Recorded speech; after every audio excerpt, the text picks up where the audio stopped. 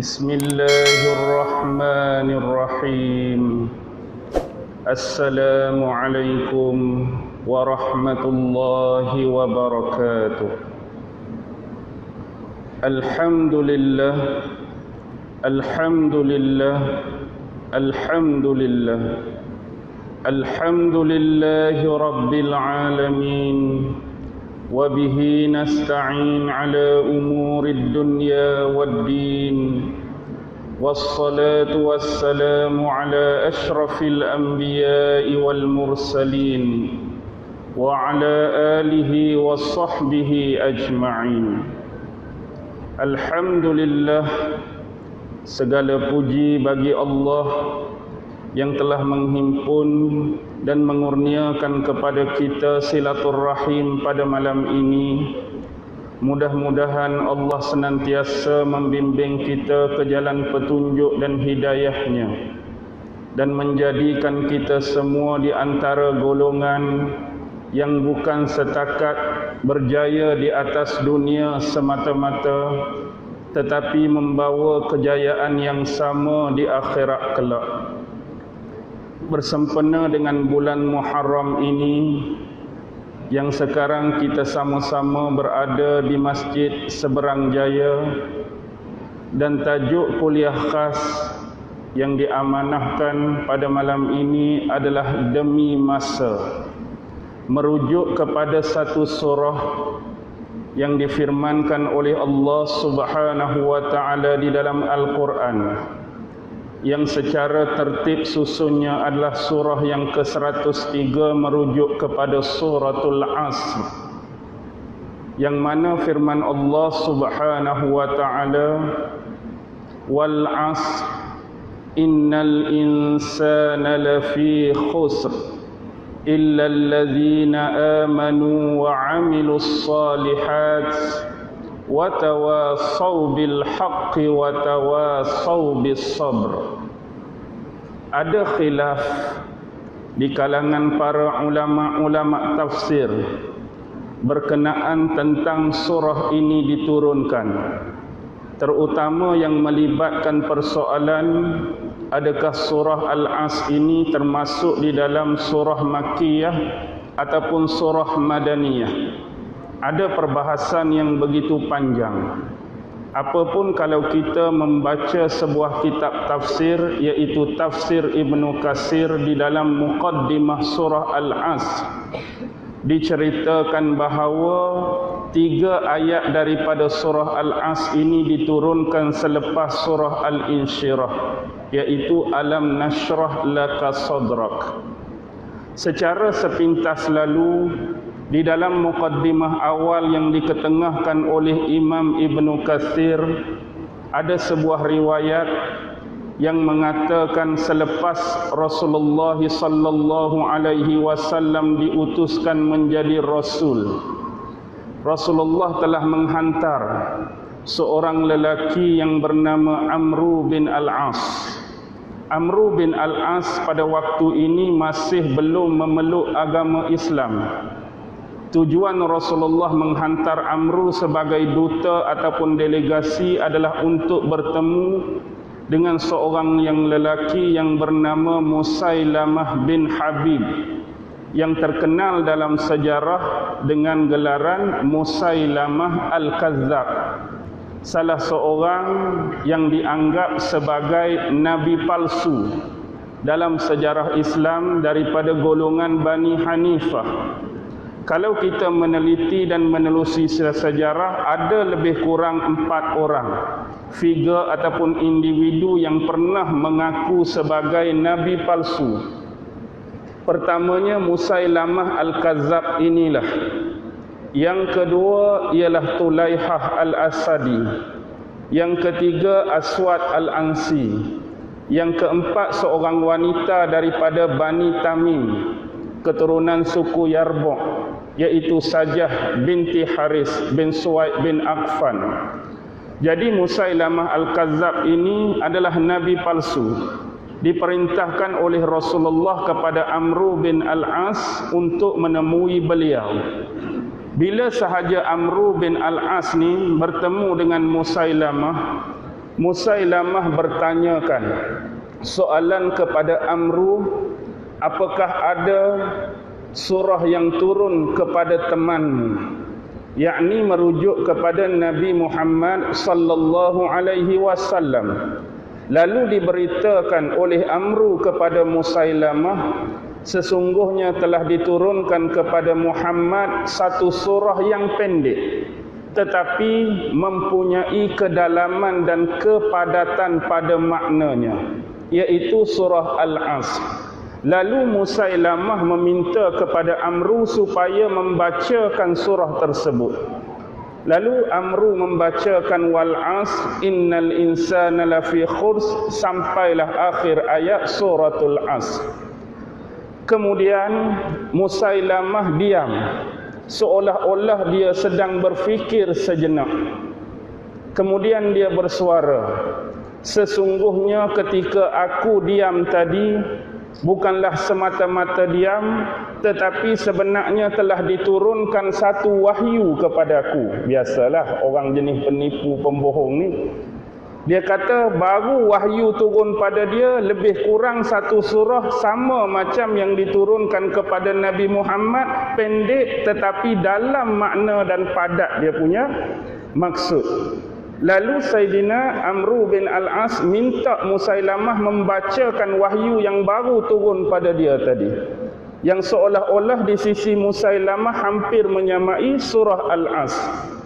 Lalu dibacakan oleh Musailamah, ya wabr, ya wabr, innama anti uzunani wa sadr, wasairuki hafzun nakzun. Pendek sungguh Ya wabr, ya wabr. Apa wabr? Wabr dalam bahasa Arab ni arnab, rabbit. Seolah-olah ayat ni makna dia, wahai arnab, wahai arnab, innama anti uzunani wa sadr. Sesungguhnya yang paling menonjol pada arnab ni uzunani, dua telinga dia hak panjang, wa sadr, dan dada dia yang bidang tinggi. Jadi hak ada pada arnab tu dua telinga panjang dan dada bidang yang tinggi. Wasairuki hafzun naqzun, dan keseluruhan tubuhmu kecil dan mongil. Kalau nak suruh cerita arnab ni, suruh budak tadika pun boleh cerita pasal arnab. Tapi sebab nak lawan wahyu yang turun pada Nabi, dia sanggup mendustakan dirinya sendiri. Konon-kononnya dia dakwa dan dia klaim wahyu turun pada dia. Tapi bila kita baca ya wabar ni, tak ada ijaz langsung. Nak berasa ulang kali kedua tu tak mau dah. Dia tidak ada ijaz, sama seperti ada ijaznya ayat-ayat Al-Quran. Bila kita baca berulang kali, beratus, beribu, berjuta pun, dia tidak akan pernah rasa puas. Tetapi bila ayat ni diselit dengan pembohongan, penipuan dan pendustaan, kita sudah dapat detect. Bukan sahaja dari sudut ijaz dia, tapi pada ma'ani, bayan dan balaghah dia. Baik, itu muqaddimah yang diketengahkan oleh Imam Ibn Katsir berkenaan awal surah Al-Asr. Tetapi bila kita nak menafsirkan tentang surah Al-Asr, Allah memulakan dengan kalimah wal asr, demi masa. Ini adalah kalimah sumpah, perkataan sumpah daripada Allah. Allah bersumpah demi masa. Masa adalah termasuk salah satu daripada makhluk Allah, dan menjadi keharusan bagi Allah untuk bersumpah. Bukan sahaja kepada zat dia, bukan sahaja kepada nama dia, bukan sahaja kepada af'al, perbuatan-perbuatan dia, tetapi menjadi keharusan bagi Allah untuk bersumpah ke atas makhluk-makhluk yang dijadikan dan diciptakan olehnya sendiri atas dasar-dasar kepentingan sesuatu perkara. Contoh dalam Al-Quran, Allah bersumpah banyak, di antaranya makhluk-makhluk yang sendiri dijadikan dan diciptakan oleh Allah. Selain daripada demi masa, demi waktu duha, demi waktu malam, demi matahari, demi bulan, macam-macam yang semuanya berkisar terhadap makhluk Allah atas kalimah yang disumpahi oleh Allah sendiri. Jadi atas dasar itu kita harus mempelajari satu ilmu daripada cabang ulumul Quran. Ilmu ulumul Quran ni banyak. Ada ulama yang mengatakan sampai 11 cabang ilmu dan ada yang mengatakan sampai 13 cabang ilmu.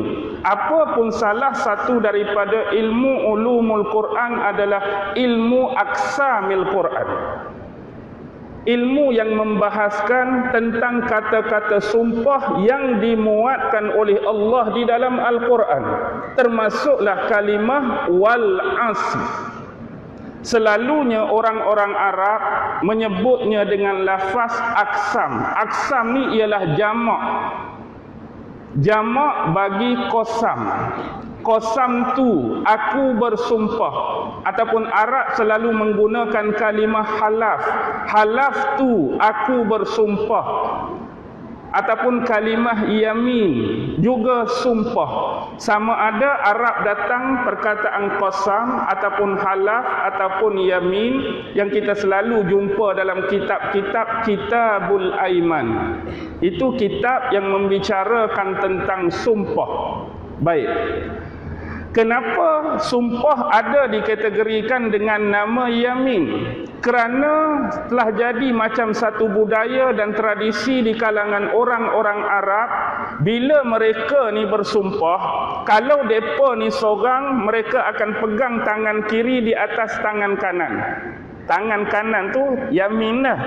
Kalau mereka ni ramai, mereka akan saling berpegangan tangan kanan di antara mereka bila mereka melafazkan atau mengucapkan kata sumpah. Itulah disebut sebagai yamin, halaf ataupun qasam. Tetapi bila kita membicarakan tentang konteks wal asr, sesungguhnya ada seorang imam yang mula-mula membicarakan dan membukukan ilmu aqsamul Quran ni ialah Imam Ibnul Jauzi. Imam Ibnul Jauzi ni wafat pada tahun 751 Hijrah, yang mana beliau telah membukukan tentang ilmu ini di dalam satu kitab At-Tibyan fi Aqsamil Quran. Dalam tu beliau menggariskan sirah qasam terbahagi kepada 3 rukun. Siapa-siapa yang nak bersumpah, nak halaf, nak yamin, nak qasam, kena ada 3 rukun baru sumpah tu lengkap dan sempurna. Yang pertama ialah harus pada fi'il qasam yang dimutaaddikan dengan sama ada salah satu daripada 3 huruf. Dimutaaddikan dengan huruf ba, dimutaaddikan dengan huruf waw, dimutaaddikan dengan huruf ta. Sebab tu lafaz sumpah yang selalu disebut oleh orang ketika nak bersumpah, wallahi dengan huruf waw, wabillahi dengan huruf ba, dan watallahi dengan huruf ta. Sebagai contoh, dalam surah Al-Hijr menggunakan huruf ba, wa aqsamu billahi jahda aimanihim. Masa ni guna huruf ba, wa aqsamu billahi dimutaaddikan dengan huruf ba. Contoh bila digunakan dengan huruf waw, wal-laili idza yaghsha, Allah bersumpah demi malam, menggunakan mutaaddi huruf waw. Dan ada juga yang menggunakan huruf ta. Tallahi la'akidanna asnamakum. Ini ada dalam surah Al-Anbiya.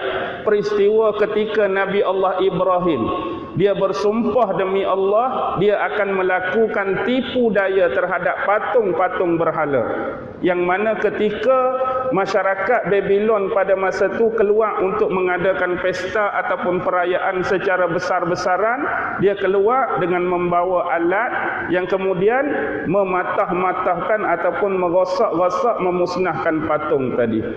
Jadi dalam Quran jelas diharuskan fi'il qasam itu dimutaaddikan dengan 3 huruf ini. Itu yang pertama. Rukun yang kedua, harus ada muqsam bih. Muqsam bih ini ialah penguat kepada sumpah. Penguat kepada sumpah.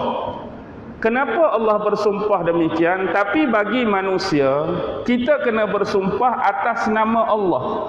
Kita nak bersumpah ni atas nama Allah. Sebab kita manusia, kita makhluk Allah. Sama ada kita nak bersumpah ni atas nama zat Allah, ataupun nama dia, ataupun perbuatan dia, tak jadi masalah. Tetapi yang selalu jadi adat dan budaya orang-orang Arab pada masa tu, mereka gemar bersumpah atas diri mereka.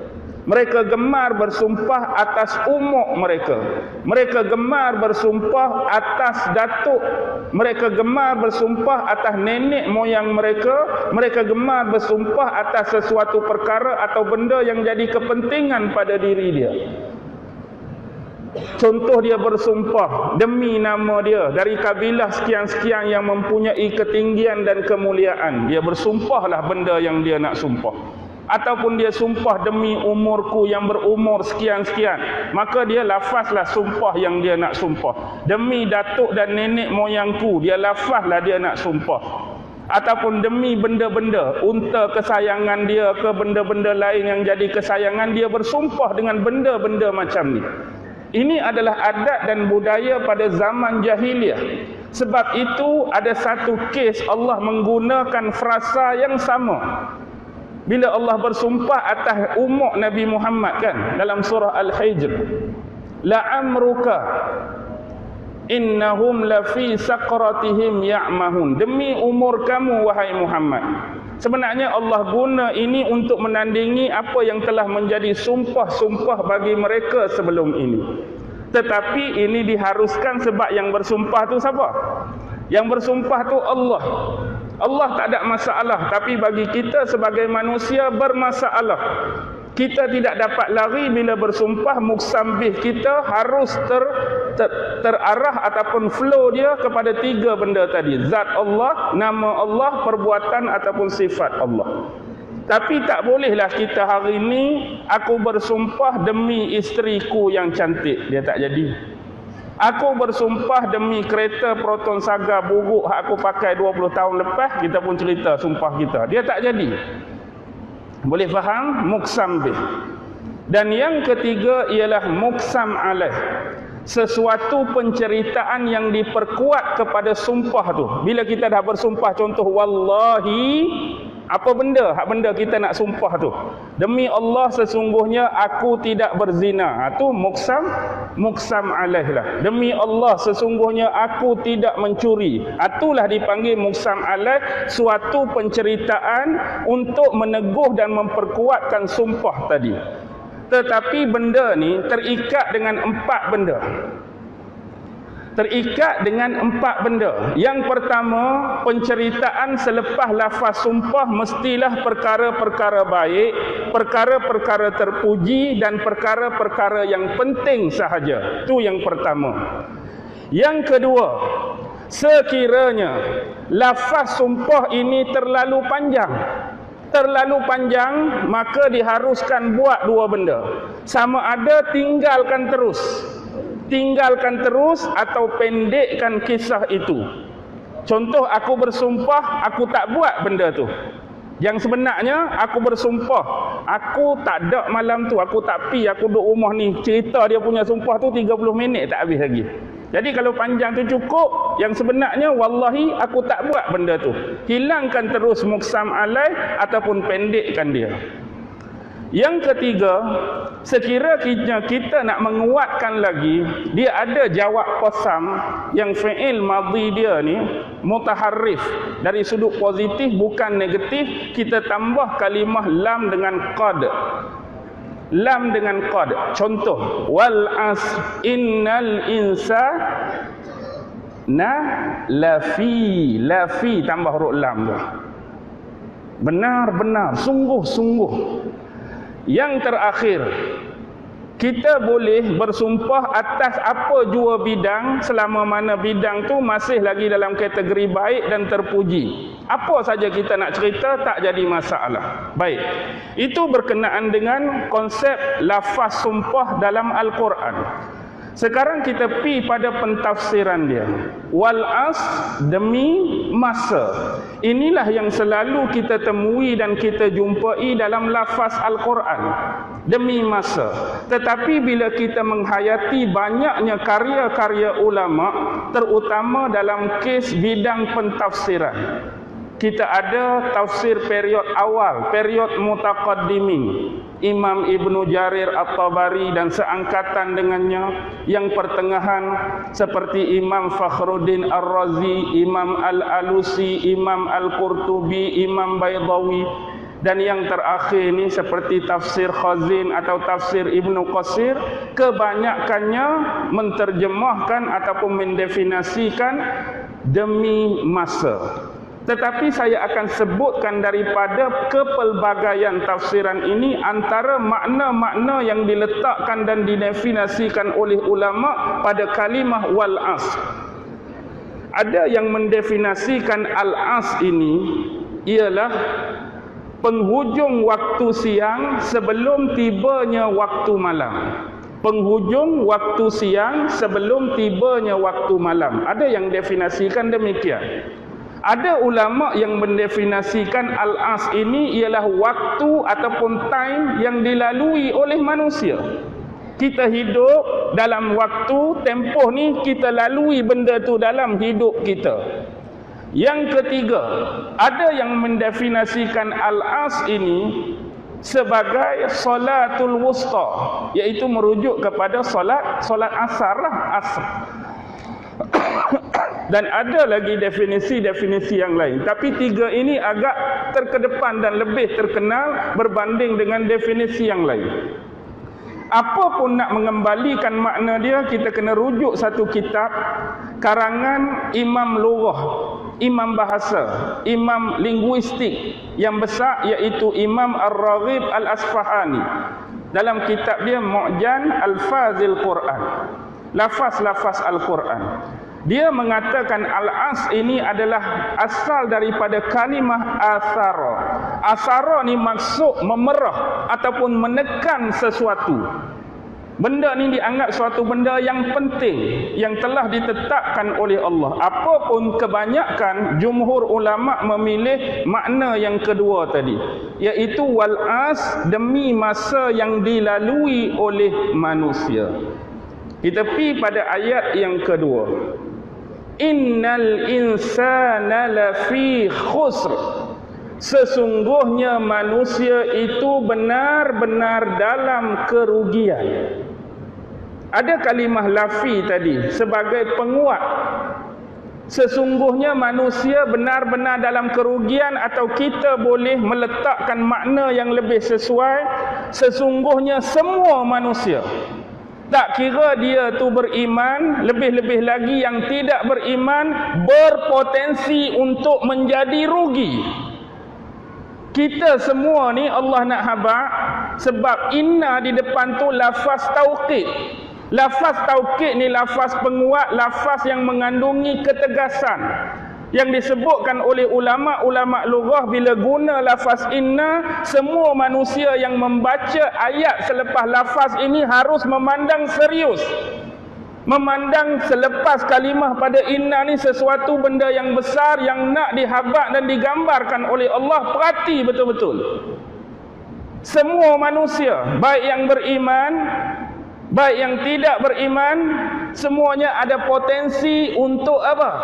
Potensi untuk rugi dalam hidup mereka. Bila potensi rugi, jadi kita harus memenuhi setiap masa yang Allah bagi. Setiap masa yang dikurniakan dan dianugerahkan oleh Allah ini untuk mencari perkara-perkara, amalan-amalan yang boleh mendatangkan redha Allah atas kita. Jadi amat-amat malang bagi manusia yang berakal bila Allah mendefinisikan ini sebagai satu bentuk kerugian total. Semua manusia ada potensi dan boleh jadi rugi kecuali ada beberapa perkara yang disebutkan oleh Allah, terutamanya 4 benda di dalam ayat ini. Jadi kemestian bagi kita dan kewajipan bagi kita mengisi setiap masa dengan perkara-perkara yang menjadi redha Allah. Tapi kadang-kadang manusia ni dia suka manipulate kata-kata dia. Bila dia buat satu-satu benda yang di mata kita ni benda tu tak ada manfaat, di mata kita benda tu buang masa. Bila kita kata tak payahlah duk buat benda ni, tak payahlah duk main benda ni, buang masa saja. Dia habaq apa? Sebenarnya kami tak pernah buang masa. Apa yang kami buat ni ialah sedang mengisi masa. Oh, pandai dia habaq. Mengisi masa, betul jugalah, fikir sekali fikir. Dia buat satu aktiviti tak? Kita anggap aktiviti tu tak ada faedah. Tapi bukan buang masa, isi masa. Kalau buang masa ni memang tak buat apa. Buang lagu tu. Baik. Walaupun demikian, kita nak abad di sini, Allah bagi tahu kita ada 4 benda. Orang-orang yang selamat daripada rugi. Hampir 25 tahun lepas, saya ingat lagi, saya menghadiri satu kuliah tahun 1994, hujung nak masuk 1995. Waktu ni hujung-hujung saya nak berangkat, nak pergi melanjutkan pelajaran di Al-Azhar dulu. Jadi hari-hari terakhir tu saya sempat solat subuh berjemaah di Masjid Pulau Melaka, Masjid Tok Guru lah. Jadi lepas solat subuh tu, Tok Guru bagi tazkirah. Dia bagi tazkirah kebetulan tentang tafsir surah Al-As. Dia nak habaq konteks ruginya manusia ni, dia buat hiasan metafora yang dia bagi. Orang yang rugi ni sama seperti penjual ais. Tahu, ais ketul itulah, air batu tu. Macam orang jual ais tepi jalan. Jadi bila dia beli ais ketul tu, nak habaqnya masa berjalan ni, sama ada air kita tu laku dijual ke tak laku dijual ke, ais tu akan tetap menitik tak berhenti. Orang ramai mari beli pun dia menitik, orang tak beli tak laku pun dia menitik. Masa tu berjalan.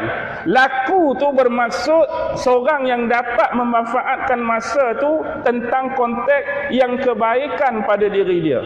Tapi yang tak laku dia metaforakan sebagai yang tak dapat memanfaatkan masa pada diri dia. Bukan kata kalau air kita laku tu dia pun jadi beku. Oh, sebab laku ni aku kena kerah lah, aku tak boleh menitik. Rugi kawan ni sebab air dia laku. Kalau aku menitik rugilah. Tapi hakikatnya waktu tetap berjalan. Sama ada kita buat benda baik dalam hidup pun waktu go on. Sama ada kita buat benda tak ada faedah, benda tak baik pun waktu tetap go on. Jadi ambillah masa kita tadi untuk memerhatikan perkara-perkara yang Allah sebut ni. Tapi sebelum kita pi ayat seterusnya, tengok lafaz selepas inna. Innal insan. Allah sedang berbicara dengan siapa? Dengan manusia. Tetapi bila Allah mengguna lafaz insan, tuan-tuan, kita harus memerhatikan beberapa benda secara teliti di dalam Al-Quran. Bila Allah berbicara tentang manusia, selalunya frasa yang Allah guna akan tertakluk dalam 3 kategori. Kadang-kadang bila Allah berbicara tentang kemanusiaan ini, dia guna kalimah bashar dalam Quran, bashar. Kadang-kadang Allah guna sama seperti surah ini, Al-Insan. Kadang-kadang Allah guna seperti surah yang terakhir, An-Nas. Jadi Al-Bashar juga merujuk konteks kemanusiaan, Al-Insan seperti ayat ni juga konteks kemanusiaan, juga An-Nas juga konteks kemanusiaan. Tetapi bila frasa-frasa ini diletakkan di dalam ayat-ayat kepelbagaian surah tadi, dia mempunyai maksud yang lebih luas. Sebagai contoh, kita ambil kalimah Al-Bashar. Al-Bashar ni Allah sebut dalam Quran sebanyak 27 kali. Kalimah Al-Bashar Allah sebut dalam Quran 27 kali. Dan kalimah al-bashar ni, mana-mana ayat yang ada kalimah ni, dia punya fungsi ialah untuk mendefinisikan manusia ini sebagai makhluk biologi, sebagai makhluk yang memerlukan konteks biologi. Sebagai contoh, apa konteks biologi yang ada pada kalimah al-bashar? Konteks biologi selalu kita membicarakan manusia ni makan, biologi. Manusia minum, biologi. Manusia memerlukan hubungan, kita kata hubungan kelamin, hubungan seks, perkahwinan, biologi. Manusia suka berjalan, suka mengembara, biologi. Ini konteks yang Allah gunakan pada kalimah bashar. Sebab tu kalau kita rujuk Al-Quran dalam surah Ali Imran ayat 47 tentang kisah Maryam yang didatangi malaikat Jibril. Jibril haba, Allah akan mengurniakan kepada kamu seorang anak. Lalu apa jawapan Maryam? Qalat, Rabbi anna yakunu li waladun walam yamsasni bashar. Maryam menjawab, bagaimanakah aku ni akan mempunyai seorang anak walam yamsasni bashar, sedangkan aku ni belum pernah disentuh oleh seorang lelaki pun. Maksudnya konteks yang dibicarakan di sini bila Allah guna kalimah bashar dan konteks hubungan perkahwinan, hubungan kelamin yang menceritakan khusus tentang konteks biologi manusia. Konteks perkahwinan. Maksudnya dia jawab, macam mana aku nak boleh anak? Macam mana aku nak boleh mengandung sedangkan aku belum pernah disentuh oleh mana-mana lelaki, mana-mana manusia. Tapi kalimah yang ditegaskan di sini bashar. Bahkan begitu juga dengan nabi-nabi dan rasul sebelum ini. Bukankah kita selalu disunnahkan membaca surah Al-Kahfi dan tengok pada ayat 110? Apa yang ditegaskan oleh Allah? Qul innama ana basyarum mislukum yuha ilayya. Kalimah yang sama, tak ada ayat yang tertukar, tak ada ayat yang ditambah dikurang. Fussilat ayat 6, Qul innama ana basyarum mislukum yuha ilayya. Sama saja. Kahfi 110, Fussilat 6, itulah yang diberitakan oleh Allah. Katakanlah wahai Muhammad, innama sesungguhnya ana basyarum mislukum. Bila Allah regukan basyarun dengan mislukum, ada 7 ayat dalam Quran. Bila Allah regukan basyarun dengan misluna, ada 6 ayat dalam Quran. Dengan mislukum 7 ayat, dengan misluna 6 ayat. Maksudnya di sini Allah nak bagi tahu Nabi Muhammad juga ada potensi biologi. Sama seperti manusia biasa yang lain. Yang nak habaq di sini, kalau orang makan, Nabi pun sifat bashar dia, kemanusiaan dari sudut konteks biologi, Nabi pun kena makan. Tak makan, Nabi pun lapar. Nabi pun kena minum. Tak minum, Nabi pun dahaga. Nabi pun kena berkahwin untuk melangsungkan kelestarian zuriat dan keturunan baginda. Dan kita tahu dalam sejarah ramai wanita-wanita yang dikahwini oleh Rasulullah dengan sifat khususiat baginda. Baginda juga berjalan di pasar-pasar.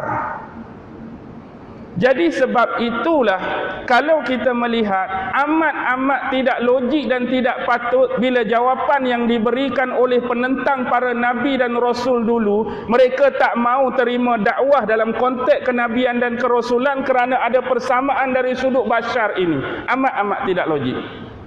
Sebab bagi mereka tak ada lebihnya Nabi Muhammad atau orang zaman dulu, tak ada lebih Nuh, tak ada lebih Hud, tak ada lebih Ibrahim berbanding kami. Kerana kami makan, mereka pun makan. Kami minum, mereka pun minum. Kami berjalan, dia pun berjalan. Amat-amat tidak masuk sebab Al-Quran letakkan konteks bashar. Bashar dia akan sama potensi dia sebab biologi. Yang tak masuk ialah kita menyamakan konteks bashar dengan perkara-perkara pelanggaran kita terhadap hukum dan perbuatan dosa. Bashar hanya bincang biologi, apa pun dia akan tetap sama. Tapi kita ni jenis mana? Jenis langgak dosa. Nabi-nabi dia maksum, dia tertahan daripada buat dosa. Sama ada sengaja tak sengaja, dosa besar, dosa kecil. Itu beza dia. Jadi kalau kita contoh melihat ayat yang lain, dalam surah Yusuf sebagai contoh ayat 31, bila mana Zulaikha, betul ke tak Zulaikha tu nama dia ke? Yang penting dia tu bini Al-Aziz, ibu angkat kepada Nabi Yusuf. Bila ramai duk tohmah, duk tuduh dia macam-macam gila kepada teruna dia ni, dia panggil ramai-ramai. Jadi bila ramai-ramai tengok sampai terhirih tangan masing-masing, depa sebut apa? Ma hadza basyaran in hadza illa malakun karim. Ma hadza basyaran, dan ini bukanlah manusia ni, in hadza kecuali ini, illa malakun karim, satu malaikat yang mulia. Bila tengok Yusuf dengan ketampanannya, dengan kehandsomannya, sampai mereka terhirih tangan mereka, sampai dia kata ni bukan orang ni. Ma hadza basyaran, bukan manusia ni, kecualilah Yusuf ni salah seorang malaikat yang diutuskan oleh Allah. Dia guna apa? Kalimah basyaran untuk menampakkan biologi manusia, kehandsoman dan ketampanan dia. Jadi boleh nampak tak? Boleh nampak tak benda ni? Basyar yang terkandung 27 kali itu hanya mengandungi sifat-sifat biologi manusia. Tetapi kalau kita tengok ada satu lagi Allah guna konteks dalam surah At-Tin. Wattini wazzaitun wa turi sinin wa hadzal baladil amin laqad khalaqnal. Di sini Allah guna kalimah insan kan? Fi ahsani taqwim. Insan di sini adalah konteks fisiologi. Konteks fisiologi. Maksudnya dari sudut penciptaan manusia, fisiologi semua Allah buat sama. Sama lagu mana? Sama, kepala duk alik atas, kaki duk alik bawah. Tangan duk di tengah, dada duk di tengah, perut di tengah, kemaluan duk bawah pada perut. Tu maksud fisiologi sama. Umumnya manusia semua lagu tu. Yang membezakan ada kepala besar, kepala kecil tu, hak tu lain. Maksudnya yang penting kepala duduk sini, bukan kepala duduk bawah tapak kaki. Hak dia nak jadi, hak ada rambut, hak rambut bubuh, rambut debat, rambut kerinting tu termasuklah dalam tu. Lepas tu bahagian tengah pula, dada, semua orang dada duduk sini. Sama ada dada dia bidang, dada dia ada bulu ke tak ada bulu, perut buncit ke perut boroi, perut nipis ke, hak tu semua perut duduk sini. Paha besar ke, paha kecil ke, betih bekai ke? Bekai tahu bekai? Saya tak reti lah orang Penang sebut apa. Kalau Kelantan bekai ni dia macam berjalan tu dia macam bengkai sikit. Orang panggil apa sini? Bekang.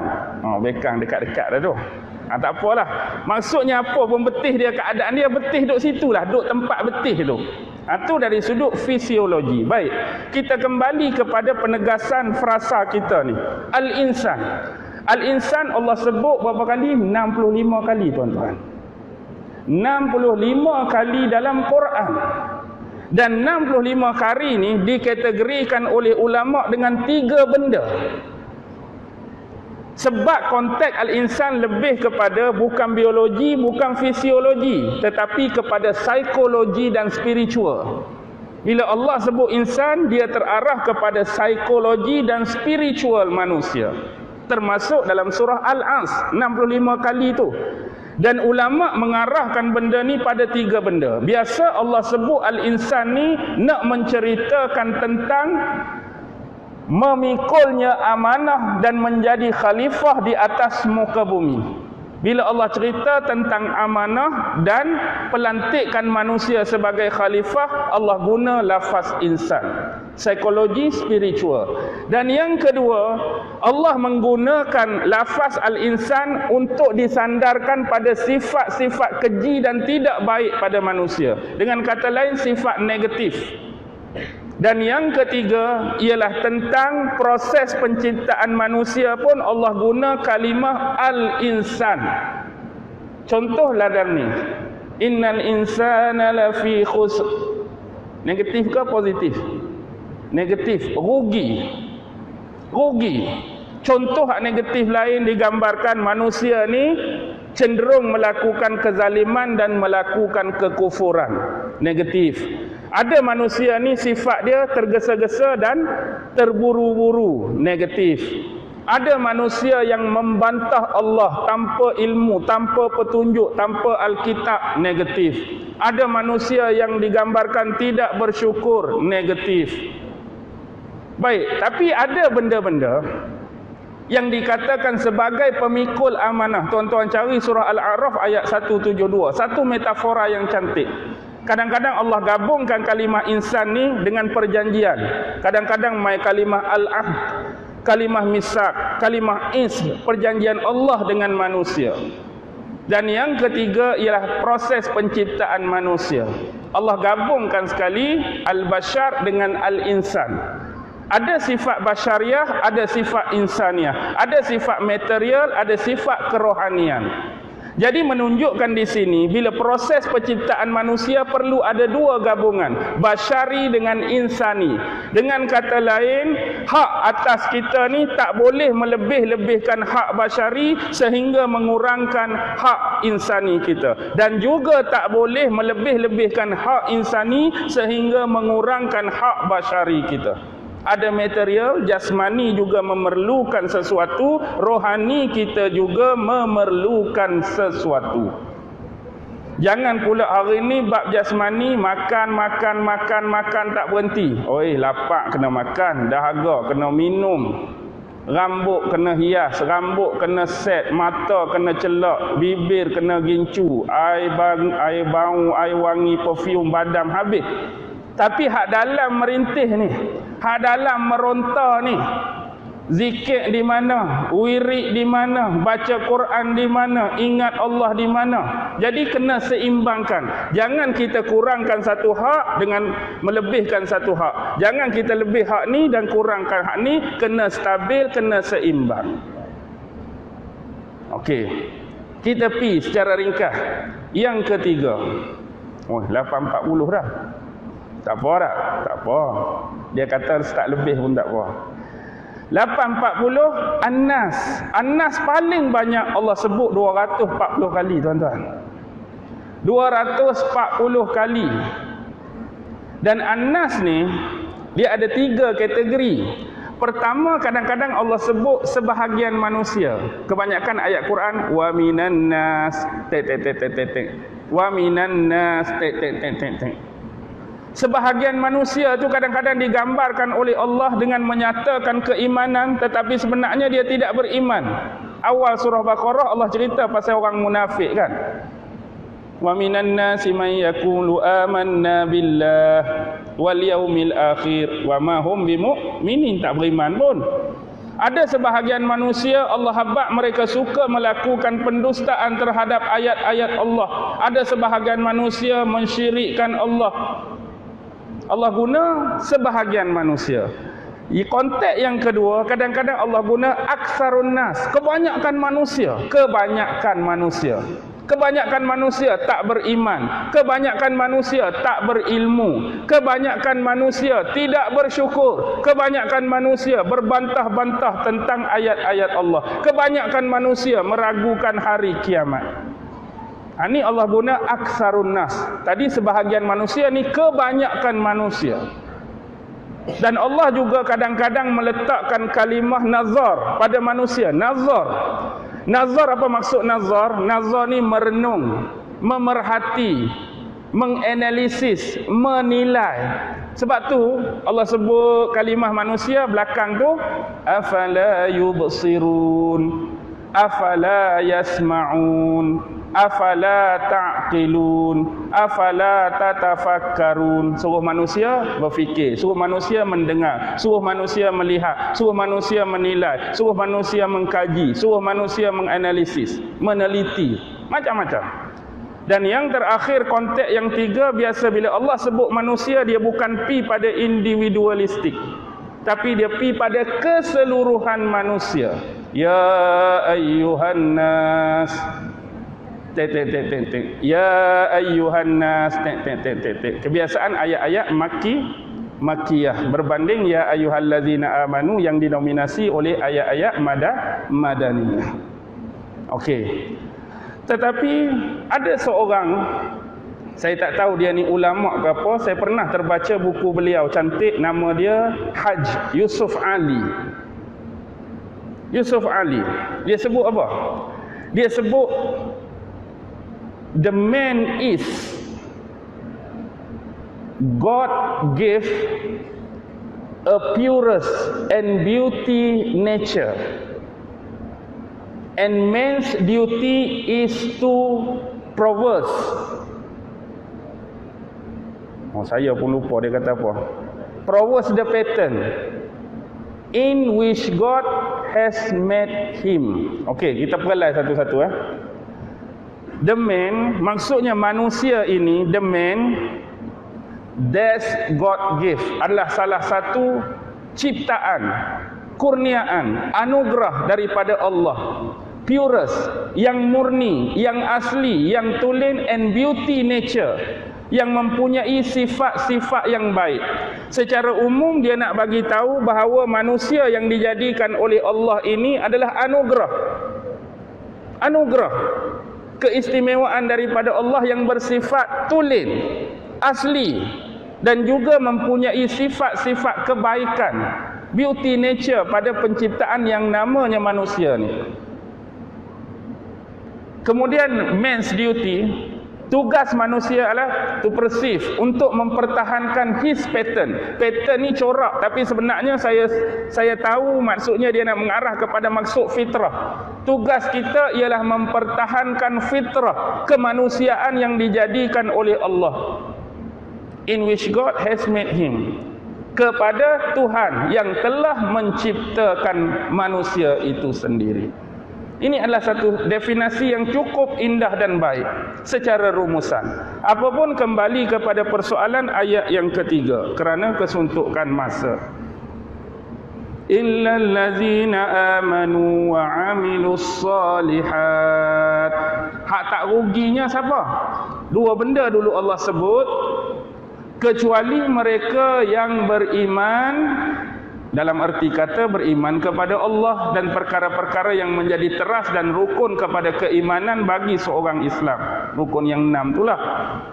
Wa amilus solihat, dan melakukan amal soleh. Baik. Bila kita lihat di sini, teras pertama, tak mau jadi rugi, macam mana pun kena jadi manusia yang beriman. Ini adalah konteks tauhid, konteks akidah, konteks kepercayaan, faith bagi seseorang manusia.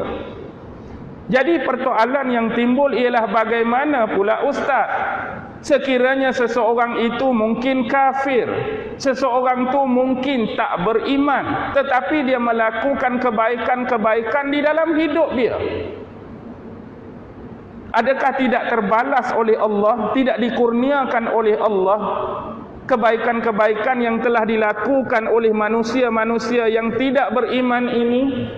Allah itu jelas maha adil.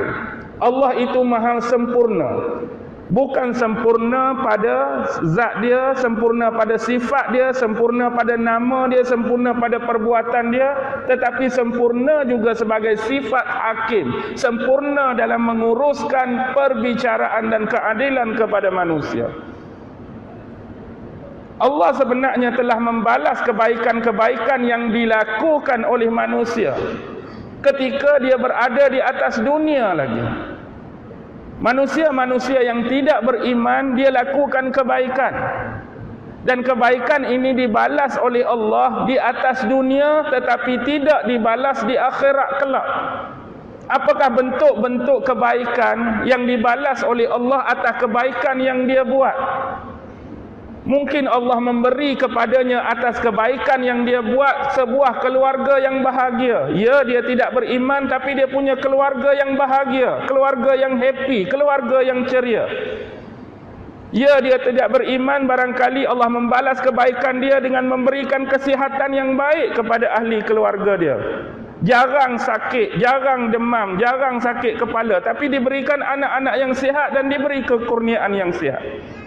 Kadang-kadang Allah bagi kehidupan yang baik, kerja yang baik, gaji yang besar, perniagaan yang maju, ahli-ahli keluarga dan kawan-kawan yang baik. Itulah kebaikan-kebaikan yang Allah balas atas kebaikan dia sebagai manusia yang tidak beriman. Tetapi Allah membalas kebaikan bagi manusia-manusia yang beriman di atas dunia dan juga di akhirat mereka. Dengan sifat Ar-Rahman tadi, Allah hanya balas kebaikan bagi orang-orang yang tidak beriman semasa atas dunia. Tapi sifat Ar-Rahim Allah, sebab itulah ada doa yang menyebut Rahmanad dunya wa Rahimal akhirah. Orang beriman, Allah akan bagi kebaikan atas dunia dan Allah akan bagi kebaikan di akhirat kelak. Bagaimana kita nak mengadaptasikan kebaikan itu agar sampai di akhirat kelak sebagai contoh? Sebagai contoh. Baik. Apa ada ni? Tisu sebagai contoh. Tisu ni dunia ke akhirat? Tisu ni dunia. Tisu ni dunia. Tapi kadang-kadang kita berdoa tengah malam, ya Allah, ya Tuhanku, ampunkanlah dosaku. Habis ni, basah. Ambil tisu tak? Sapu. Boleh atau tidak, tisu yang pernah kita sapu air mata kita dengan air mata taubat, air mata penyesalan. Saat kita nazak, kita bagi tahu dekat suami kita, abang, kalau saya meninggal lah, katakan mendahului abang, harap-harap abang kafankan sekali tisu yang pernah saya lap air mata taubat dan penyesalan sekali dengan kain kafan saya. Saya nak bawa bukti di depan Allah bahawa saya pernah menangis dan lap dengan tisu ni. Perlu ke tak perlu? Perlu ke tak perlu? Tak perlu. Bukan kata bawa sampai akhirat. Orang nak tanam sekali dengan kita dalam kubur pun orang tak buat. Jadi nak bagi benda hak kata dunia, tisu ni sampai jadi akhirat, masa kita ambil tu Bismillahirrahmanirrahim. Guna benda ni. Tak bawa pergi kubur pun tak apa, tak bawa jumpa akhirat dengan Allah pun tak apa. Bila kita sebut Bismillahirrahmanirrahim, dia jadi ibadah. Dia jadi bernilai di sisi Allah. Apa pun kita makan Bismillahirrahmanirrahim, kita nak ceramah Bismillahirrahmanirrahim, nak jawab telefon Bismillahirrahmanirrahim, nak buka kereta Bismillahirrahmanirrahim, nak naik nak turun kenderaan Bismillahirrahmanirrahim, nak iri hikam Bismillahirrahmanirrahim, nak potong sayur Bismillahirrahmanirrahim. Perlukah bila kata potong sayur, ya Allah, aku tanam sekali dengan pisau, bawa pisau ni. Sebab waktu masak dekat suami dulu, pisau ni lah duk baca Bismillah apa sebagai bukti. Tak perlu, tuan-tuan. Ingat. Sebab ada kadang-kadang, ni kes, saya lupa surah apa, ada satu ayat yang menyebut wa qadimna ila ma amilu min amalin faja'alnahu haba'an mansura. Ini khusus untuk orang Islam, untuk Muslim. Kami dahulukan kebaikan-kebaikan yang mana yang telah mereka lakukan di atas dunia ni.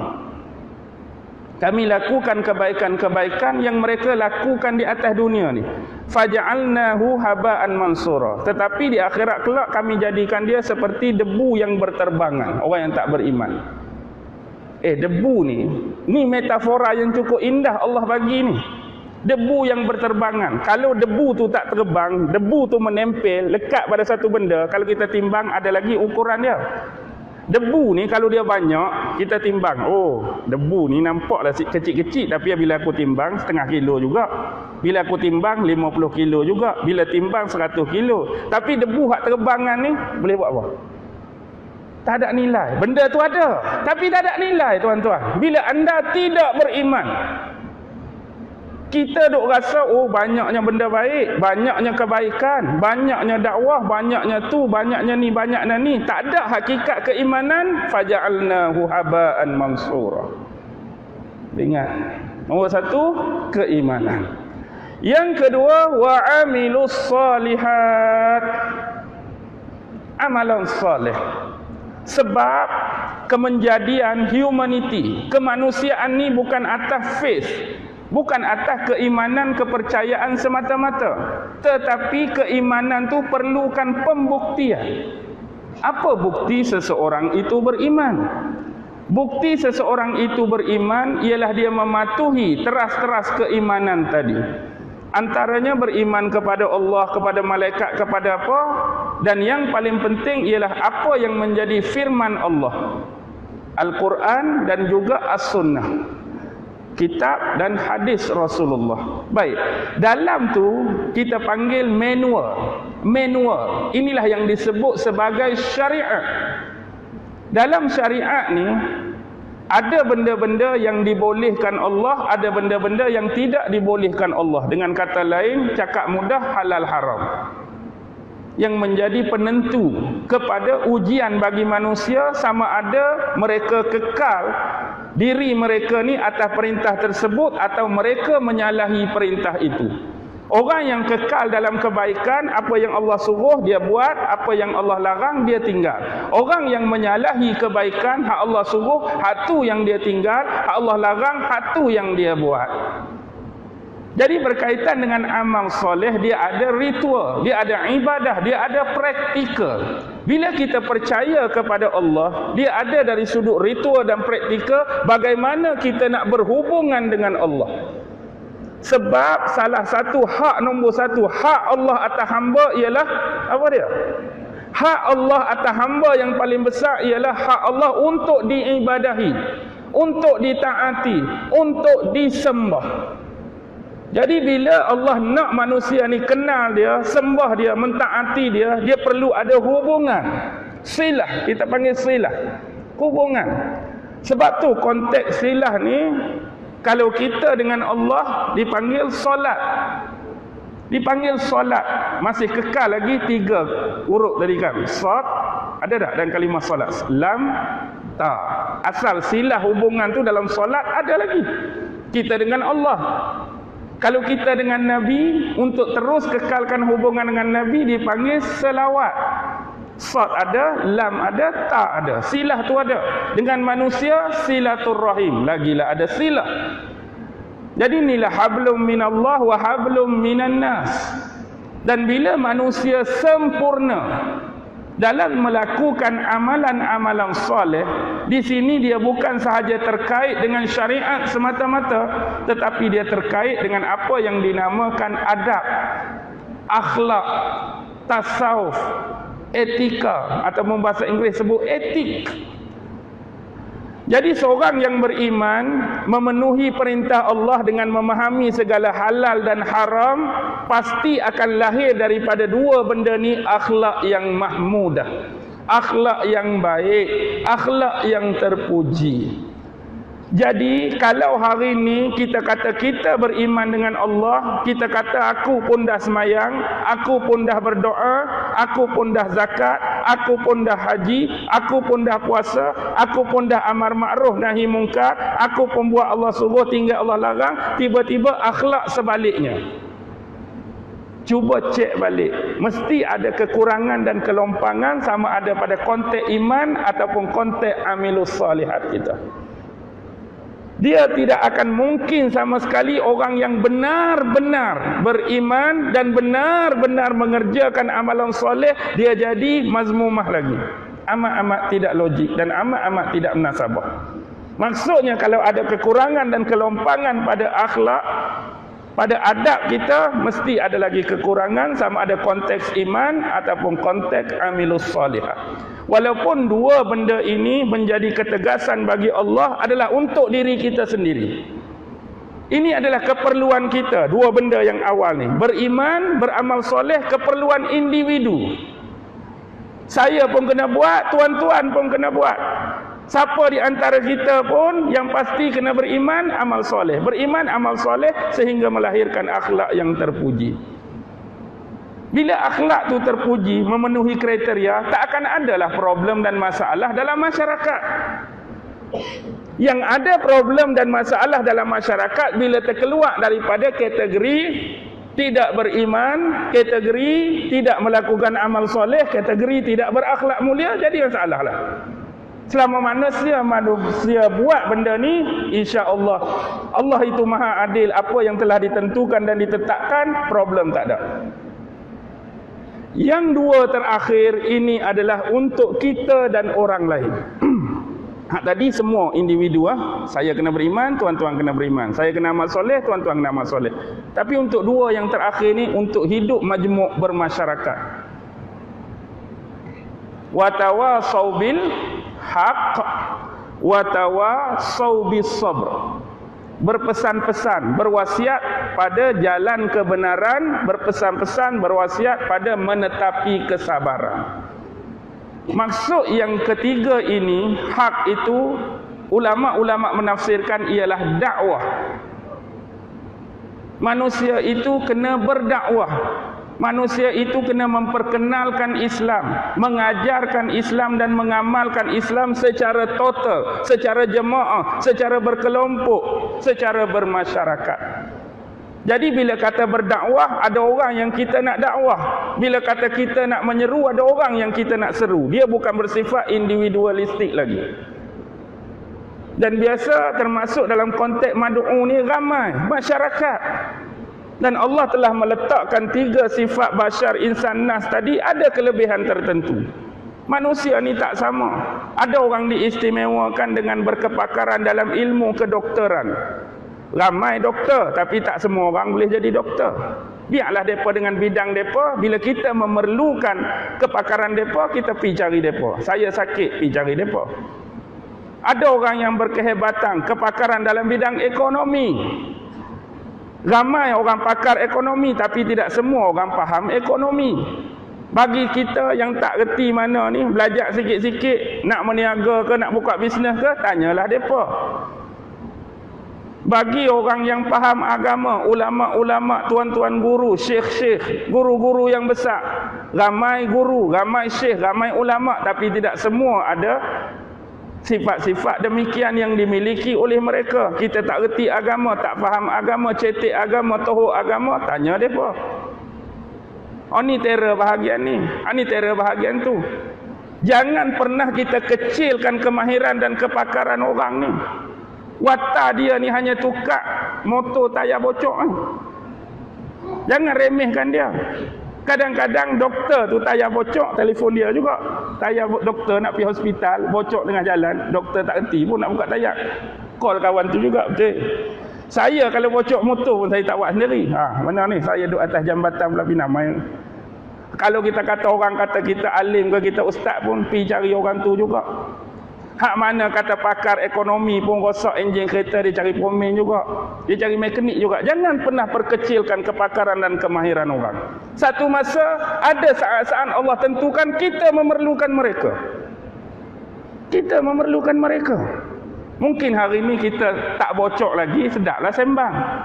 Tak rosak lagi kereta, deraslah kita sembang. Deras kereta ke apa ke rosak, baru cari. Sama juga mereka. Mereka pun tak boleh sembang deras. Sakit cari doktor juga. Cari tu, cari ni. Jadi manusia tu komplit, sempurna. Jadi dakwah. Dalam Al-Quran antara 2 ayat yang paling sinonim dengan dakwah. Satu surah Fussilat kan. Ayat 31 seingat saya. Kalau salah tolong betulkan. وَمَنْ أَحْسَنُ قَوْلًا مِمَّنْ دَعَا إِلَى اللَّهِ وَعَمِلَ صَالِحًا وَقَالَ إِنَّنِي مِنَ الْمُسْلِمِينَ. Siapakah yang terlebih baik ucapan dan perkataan? Siapa lagi yang lebih baik ucapan dan perkataan? Mimman da'a ilallah, yaitu manusia atau seseorang yang menyeru kepada jalan Allah, berdakwah pada jalan Allah, wa amila salihan. Selain pada berdakwah, dia melakukan amalan salih. Wa qala innani minal muslimin, dan dia berkata aku ni termasuk di kalangan manusia yang berserah diri sepenuhnya dengan ketentuan, dengan qada, dengan takdir, dengan qadar yang ditentukan oleh Allah. Tak ada lagi Allah sebut perkataan yang lebih baik, lebih mulia daripada orang yang menyeru pada jalan Allah. Jalan Allah sungguhlah, jangan jalan kesesatan, jangan jalan penyelewengan, jangan jalan yang menuju kebatilan. Yang kedua dalam surah Yusuf ayat 108, seingat saya. Kul hazihi sabili. Kul hazihi sabili, katakanlah inilah jalan agamaku. Jalan agamaku.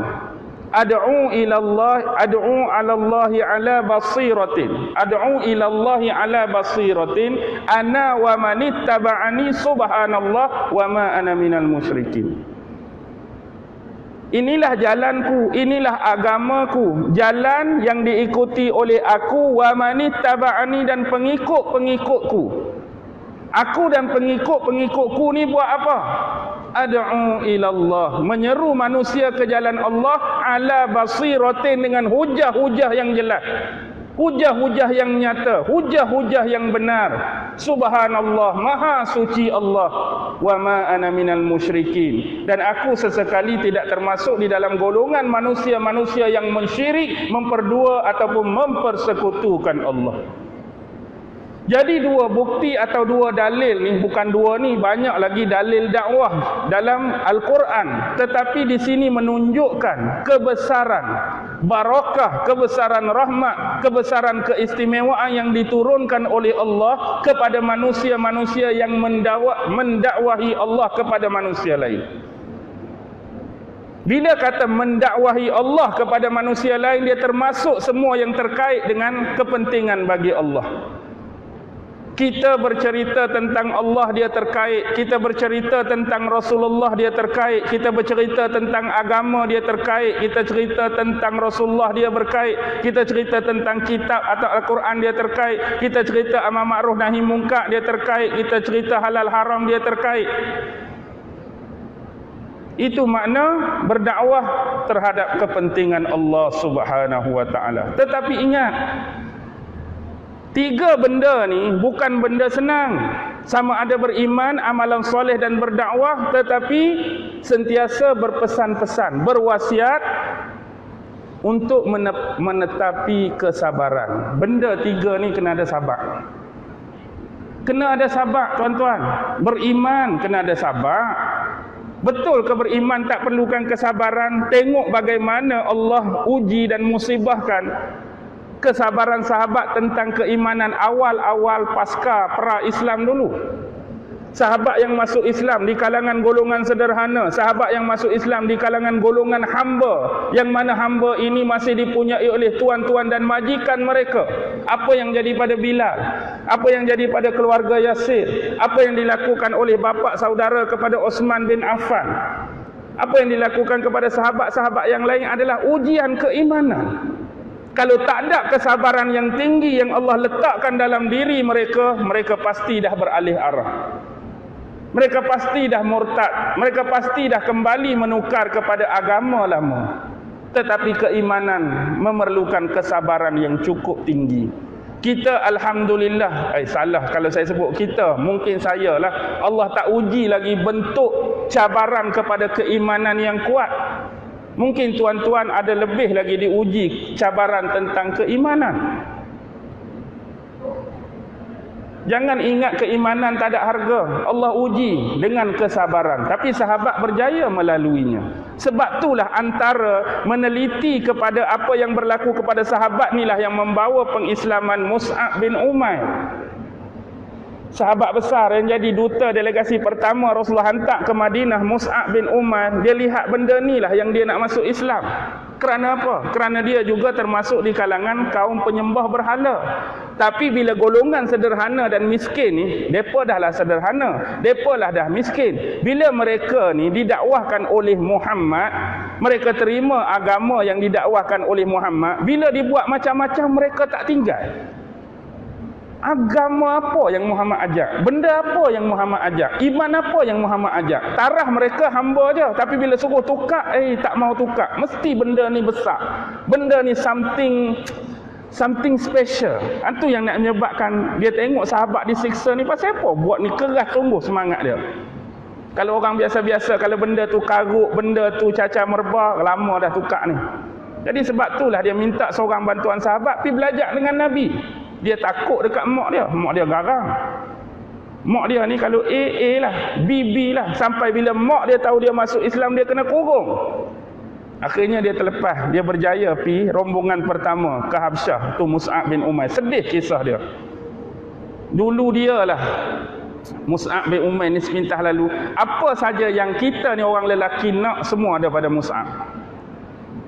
Apa saja kita orang lelaki nak, semua ada pada Mus'ab. Mus'ab ni tampan, handsome. Tuan-tuan nak ke tak? Kalau tanya jujur, tuan-tuan nak tak? Tampan, handsome. Nak.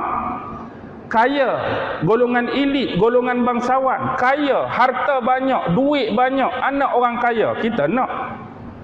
Kalau ikut natural kecenderungan kita, kita nak. Kemudian pakaian mahal-mahal, kenderaan yang hebat kita nak. Digilai oleh wanita-wanita di Mekah lagi kita nak. Jalan sikit perempuan, jalan sikit perempuan, Semua ada pada Mus'ab. Tapi berakhirnya bila Rasulullah jumpa dengan dia, 3 kategori sahabat berlaku kan. Bila Mus'ab hadir depan Nabi, Nabi macam tak percaya tengok hak depan dia Mus'ab yang Rasulullah kenal dulu. Kategori pertama sahabat, tengok mengalir air mata tengok Mus'ab hari ni. Kategori sahabat yang kedua, tak sanggup tengok, tak sanggup mengalir air mata, mereka tunduk bukan benci pada Mus'ab, tunduk bukan kerana mereka tu tengok Mus'ab lagu tu mereka geli, tidak, mereka tak sanggup nak tengok. Ada tu tak tunduk, tapi kerana nak mengelakkan hak tadi tunduk, ni pejam mata. Ada hak menangis, ada hak tunduk, ada pejam mata, tak sanggup tengok Mus'ab. Dan Mus'ab ni terkorban dalam perang Uhud kan. Sampai sahabat tarik nak tutup kepala dia, kaki terbuka. Tarik kain nak tutup kaki, muka terbuka. Sedihnya, tu je kain yang dia ada. Akhirnya Rasulullah suruh tutup muka dia, kaki dia ditutup oleh rumput-rumput izkir. Rumput izkir ni ada di padang pasir je, sini tak ada. Sabar dalam melakukan amal soleh, sabar tuan-tuan, nak buat amal soleh. Ambil contoh mudahlah, solat subuh. Hak kira berjemaah tu lagi dah. Hak solat subuh nak buat rumah ni, tuan-tuan perlu perjuangan yang tinggi tu. Tambah baru habis bola habis 4.30. Bola habis 4.30, kita pun barulah nak pejam-pejam celik. Pukul 5 tu baru lena. Tiba-tiba 5.50 hak tengah sedap tu, Allahu Akbar, Allahu Akbar. Sudahlah. Ni teruji ni. Teruji tu sama ada bangun, mandi, ambil wuduk, kalau boleh mari jemaah. Kalau bangun setakat semayang rumah, kita letaklah grade B. Ada hak lebih tu, Allahu Akbar, Allahu Akbar, tarik kain selimut. Jadi subuh apa? Subuh gajah. Dulu kita bicarakan dah tak? Pasal apa subuh ni dikategorikan dengan dinisbahkan dengan nama gajah? Pasal apa tak subuh singa ke, subuh rimau ke, subuh badak air ke, subuh badak sumbu ke, subuh gajah? Ada setengah orang tua kita jumpa, dia kata bukan badak pula, gajah ni jenis lewat bangun. Gajah ni kalau dia tidur lewat bangun pagi, kata subuh gajah. Ada juga orang tua yang definisikan subuh gajah ni sebab hak tinggal di kawasan darat ni, maksudnya orang hak tak duduk di laut. Jadi binatang darat hak paling mereka kenal, hak paling besar gajah. Jadi mereka nak nisbahkan dosa meninggalkan semayang ni besar dia sama besar macam gajah. Jadi subuh gajah ni subuh yang lewat dah, dosa dia pun besar macam gajah. Macam-macam definisi lah. Selalunya kita selalu letak nisbah atas nama binatang kan. Subuh gajah. Kalau terkejut apa?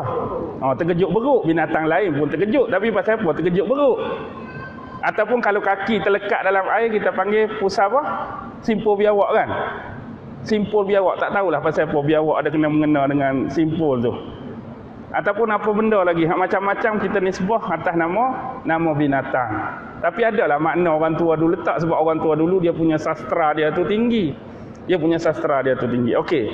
Sabar juga dari sudut apa? Berdakwah. Inilah paling besar. Sebab tu dia ni intim, sinonim. Dakwah sabar. Kalau kata tak ada sabar, tuan-tuan, lama dah berhenti. Hak ni komen macam ni, hak ni kritik macam ni, hak ni komplain macam ni, hak ni caci macam ni, hak ni kata macam ni, hak ni tuduh macam ni, mari macam-macam. Tak habis dengan hak fizikal ni, hak batin pun berlambak. Nak suruh kita ni berhenti ceramah, hantar tu lah, hantar ni lah, hantar tu lah, hantar ni. Fahamlah maksud saya, hak hantar-hantar ni. Tak berhenti. Kalaulah kata tak kuat semangat, tak ada kesabaran, lama dah. Pada orang duk komplain, baik aku berhenti. Pada orang duk caci, baik aku berhenti. Pada orang duk kritik, sakit kepala, baik berhenti. Ni kadang-kadang mudarat pada kesihatan, mudarat pada tubuh badan kita, fizikal, jasmani, baik berhenti. Tapi itulah Tuan, bukan nak kata kita ni hebat, kita ni baik. Setakat Allah bagi kudrat dan kemampuan setakat ni, boleh pi lagi, pilah. Kerana Allah menuntut kesabaran atas 3 benda ni. Sabar juga, takut orang hilang sabar sebab 9 suku dah. Saya kena berhenti sebab saya tak nampak ni ada tanda-tanda suruh berhenti. Mana ni orang-orang. Saya berhenti sungguh kesian ni, depa nak ni lain. Boleh faham dah tu tak? Apa pun boleh faham dah tu InsyaAllah tuan-tuan boleh faham dah. Kalau nak faham lagi, kena cari tok guru besar, orang-orang alim, syekh-syekh lagi. Saya setakat lagu ni ajalah.